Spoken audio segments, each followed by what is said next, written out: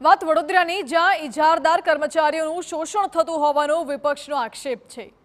વડોદરા કોર્પોરેશને તાજેતરમાં જ ultra model agency દ્વારા ₹1.50 કરોડના ખર્ચે 100 પ્યુનને 11 માસના કોન્ટ્રાક્ટ પર રાખવામાં આવ્યા છે, જેમાં દિવસના 8 કલાકના હિસાબે તેમને અંદાજિત 18,000નો પગાર અને મહિનામાં 4 રજા આપવાની શરતો હતી।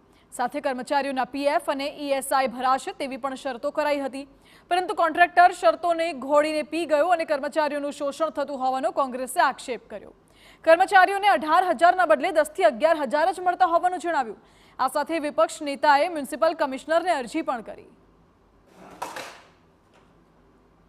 ટેન્ડર પ્રમાણે એ લોકોનો પગાર 10 થી 15 તારીખમાં થઈ જવો જોઈએ, પણ હજી સુધી એ લોકોનો પગાર આ મહિનાનો થયો નથી।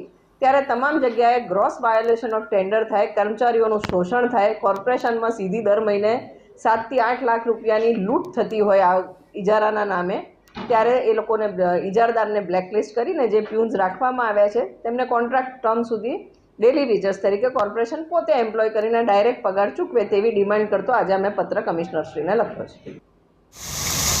તો વિપક્ષ નેતાની ફરિયાદ બાદ પાલિકાના સ્ટેન્ડિંગ કમિટી ચેરમેને અધિકારીઓને કોન્ટ્રાક્ટર વિરુદ્ધ તપાસ કરવાના આદેશ આપ્યા। સાથે જ જો તપાસ બાદ કોન્ટ્રાક્ટર કસૂરવાર સાબિત થશે તો તેના પર કડક કાર્યવાહી કરવાની બાંહેધરી પણ આપી।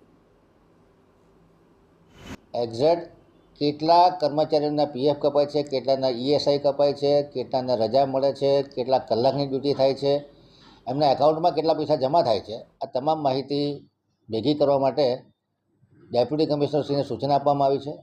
જે પ્રકારના આક્ષેપો થઈ રહ્યા છે, આક્ષેપો તથ્યતા જણાશે તો એજન્સી સામે પગલાં પણ ભરવામાં આવશે।